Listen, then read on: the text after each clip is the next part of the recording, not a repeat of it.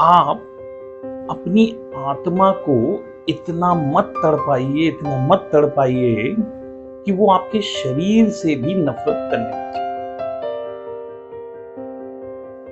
नमस्कार। ओम एम ह्रीं क्लीं चामुंडाई विच्चे। जय माता दी। माता वैष्णो देवी आप सब पर अपनी कृपा करें। आज हम किसी उपाय को लेके नहीं आए हैं। आज हम किसी विषय पे बात नहीं करेंगे। आज मैं आपको एक मोटिवेशनल कहानी सुना रहा हूं। जिनके जीवन में बहुत दुख है, बहुत ज्यादा दुख है, दर्द है, बहुत ज्यादा कमी है, उनको मोटिवेट करने के लिए ये स्टोरी है। बहुत ही अलग टाइप की कहानी सुना रहा हूं। इस कहानी के सार को अगर एक भी जना समझ गया तो मेरा जीवन सफल हो जाएगा। मेरा इस धरती पे आने का मकसद वो सफल हो जाएगा। तो कहानी को बहुत ध्यान से सुनिएगा। एक लड़की की कहानी है। एक लड़की एक संत महात्मा महापुरुष थे, यानी एक बाबा थे, उनकी बहुत सेवा करते हैं। अंत समय में बाबा के सारे शिष्य छोड़ गए। तो जब मृत्युशैया पर बाबा सो रहे थे, बिल्कुल अंत आ रहा था, तब उस लड़की ने बाबा की बहुत सेवा की। अब बाबा की सेवा करने के बाद में बाबा बिल्कुल अंतिम समय में उस लड़की से बोले कि बेटा बता, तुझे क्या वरदान चाहिए, क्या तुझे दूं ताकि मैं भी प्रस्थान करूं। तो लड़की बोली, बाबा मुझे आपसे कुछ भी नहीं चाहिए, मुझे आपसे कुछ भी नहीं चाहिए, सिर्फ आशीर्वाद दो ताकि मेरा जीवन हमेशा सफल रहे, आगे मैं बहुत खुश रहूं। तो बाबा बोले कि चल मैं तुझे आशीर्वाद भी देता हूं, लेकिन मेरी एक सिद्धि भी देता हूं। अब बाबा के पास में ऐसी क्या सिद्धि थी? बाबा के पास एक सिद्धि थी, जिसलिए वो महापुरुष थे, सिद्ध पुरुष थे। बाबा के पास जो सिद्धि थी, बाबा मरते समय, यानी कि जब भी कोई मरता है, जब भी कोई शरीर खत्म होता है, नष्ट होता है, मरता है, तो उसके शरीर में से आत्मा निकलती है। तो बाबा वो आत्मा को निकलते हुए देख सकते थे। ये सिद्धि उनके पास में थी।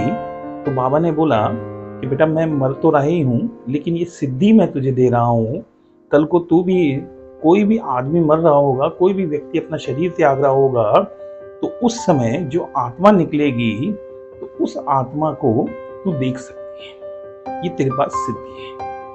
इतना सब कुछ होने के बाद में बाबा खत्म हो गए, बाबा स्वर्ग पधार गए और वो लड़की भी अपने घर आ गई। थोड़े दिनों बाद लड़की की शादी हो गई, अच्छे खासे घर में गई, अच्छा आशीर्वाद मिला था बाबा का। तो बड़ा धन संपन्न परिवार था, खुशहाली से जिंदगी व्यतीत कर रही थी। 2-3 साल निकले तो घर में काम कर रही थी, अपनी सास के साथ में रसोई में काम कर रही थी। तो देवर एकदम से भागता हुआ आया। देवर आया और भागते भागते बोला, मम्मी भाभी देखो, बगल वाले अंकल जी को एकदम से अटैक पड़ा है और वो खत्म हो रहे हैं, बिल्कुल मरने वाले हैं, चलो चलो जल्दी चलो। तो लड़की की जो सास थी वो तुरंत निकल गई। तो लड़की के मन में आया कि बाबा ने जो सिद्धि दी थी उसे मैंने कभी प्रयोग ही नहीं किया, कभी मैंने देखा ही नहीं। तो आज उसको देखने का मौका है, तो चलो बगल में देखते हैं। जिस अंकल जी की तबीयत खराब हो रही थी, जिनकी मृत्यु होने वाली थी, तो लड़की भी पीछे पीछे सास के अपने चली गई। वहां गई तो एकदम से उन अंकल जी की डेथ हो गई। वो अंकल प्राण त्याग दिए उन्होंने। तो लड़की भी देखे, सब लोग देखें, और एकदम से रोना शुरू कर दिया। सबने रोना शुरू कर दिया, तो उस लड़की ने भी रोना शुरू कर दिया। अब सब रोए तो लड़की भी रोए। अब लड़की कुछ ज्यादा रोई। अब क्या कारण था वो तो अपन को बाद में पता चलेगा, लेकिन लड़की उस समय कुछ ज्यादा रोती गई। ठीक है साहब, सबने सोचा कि हो सकता है कि भाई इसने मौत पहली बार देखी हो, कोई दिक्कत नहीं। उसके बाद में थोड़े दिन बाद जब अपने घर में थी, तो उसने खाना बनाकर अपने ससुर को दिया। ससुर को देने के बाद में एकदम से ससुर ने खाना खाया और उनको भी अटैक हो गया। ससुर को तुरंत अटैक पड़ा तो एकदम से सब घबरा गए, सब चिल्लाए, सब रोने लग गए, चीख पुकार मच गई। तो ससुर ने भी प्राण त्याग दिए। अब ससुर ने जब प्राण त्याग दिए तो लड़की ने देखा और लड़की ने मुस्कुराना शुरू कर दिया। अब लड़की मुस्कुराए मुस्कुराए मुस्कुराए तो सबके दिमाग में आया, भाई जब बगल वाला अंकल मरा तब तो ये खूब रो रही थी, दाढ़े मार मार के रो रही थी, लेकिन अब तो ये मुस्कुरा रही है, कहीं इसी ने तो कुछ गड़बड़ नहीं की। तो एकदम से उसके ऊपर शक आ गया। अब जब सब हो गया, पूरा कार्यक्रम हो गया, दाह संस्कार वगैरह सारा पूरा हो गया, तो शाम के टाइम में उसके पति ने उसको पीटना शुरू कर दिया, बहुत मारना शुरू कर दिया। तो उसके परिवार वाले सब लोग आए हुए थे, ठीक है, तो उन्होंने पीटना शुरू कर दिया कि भाई बता क्या चक्कर है, तू जब बगल में मरा अंकल तब तो तू रो रही थी और अभी तू मुस्कुरा रही थी, आज तू हंस रही थी, आज तू रोई नहीं। तो लड़की ने क्या कहा, देखिए बहुत ध्यान से समझिएगा, बहुत ध्यान से सुनिएगा, मैं क्या बात बता रहा हूं। लड़की ने बोला कि मम्मी, उसकी माँ थी वहां पे, उसके पिताजी आए हुए थे, मम्मी जब बाबा मरे थे तो बाबा ने मुझे आशीर्वाद दिया था और साथ में एक सिद्धि भी दी थी कि मैं किसी भी मरते हुए आदमी की आत्मा को ऊपर जाते हुए देख सकती हूँ। तो देखिए बहुत ध्यान से समझिएगा क्या बोला उसने, यही आपकी कहानी का पूरा सार है। तो उसने बताया, सबको बताया, अपने परिवार में सबको बताया कि जब बगल वाले अंकल जी मरे तो उनके शरीर में से आत्मा निकल रही थी और मैं उसको देख रही थी, लेकिन वो आत्मा ऊपर नहीं जा रही थी, वो बार बार नीचे आ रही थी, उस शरीर को मारे जा रही थी, उस शरीर के बाल नोच रही थी, ठीक है, उस पे लात घूंसे बजा रही थी, बगल में डंडा पड़ा हुआ था उससे उठाकर मारने की कोशिश कर रही थी, हाथ पैर चलाए जा रही थी, वो आत्मा उसे नोच रही थी, उस पर थूक रही थी, उस शरीर को मारे जा रही थी। लेकिन जैसे ही आज यहाँ पर पिताजी खत्म हुए तो उनकी आत्मा भी ऊपर नहीं जा रही थी। वो क्या कर रही थी, वो शरीर में वापस घुसने की कोशिश कर रही थी, उस शरीर से लिपट रही थी, उस शरीर को प्यार कर रही थी, उस शरीर में वापस घुसने की कोशिश कर रही थी, कैसे भी वो उस शरीर के अंदर वापस से घुसना चाह रही थी। तो ये देखकर मैं बहुत मुस्कुरा रही थी। मैंने देखा कि वो सर सहला रही थी, बालों में हाथ दे रही थी, लिपट रही थी उस शरीर से, लेकिन उसको छोड़ नहीं रही थी। तो इतना देखकर मैं बहुत मुस्कुराई, इसलिए मैं मुस्कुरा रही थी।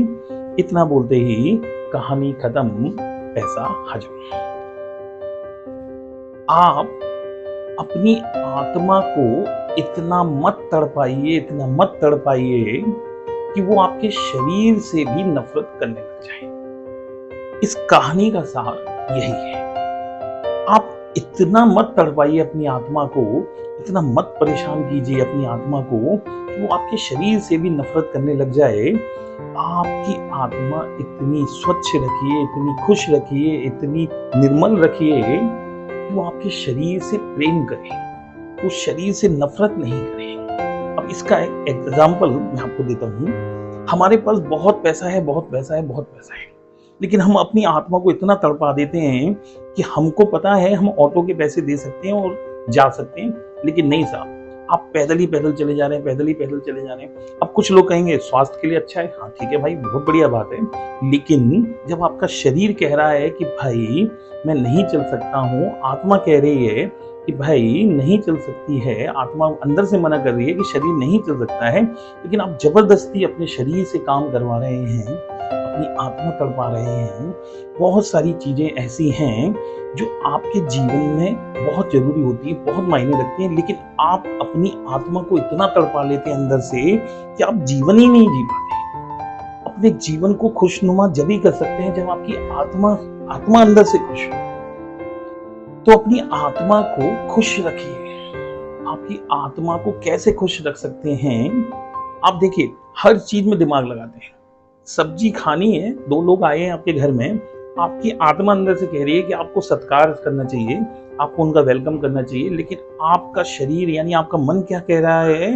अरे भाई मरने दे, एक आलू टमाटर की सब्जी बना दे, खिला दे, जल्दी भगा दे, ज्यादा रोटी खाएंगे नुकसान हो जाएगा। तो ये आपकी आत्मा नहीं चाहती, ये आपका शरीर चाहता है पैसे बचाना, लेकिन आपकी आत्मा चाहती है अच्छे से खिलाना।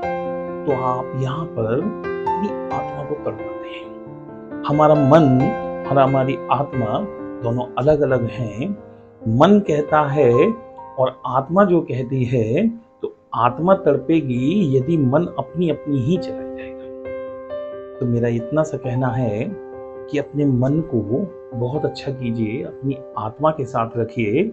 आत्मा अगर खुश होगी तो आपका जीवन एक नंबर चलेगा। बाकी माता वैष्णो देवी आप पर कृपा करें। जय माता दी।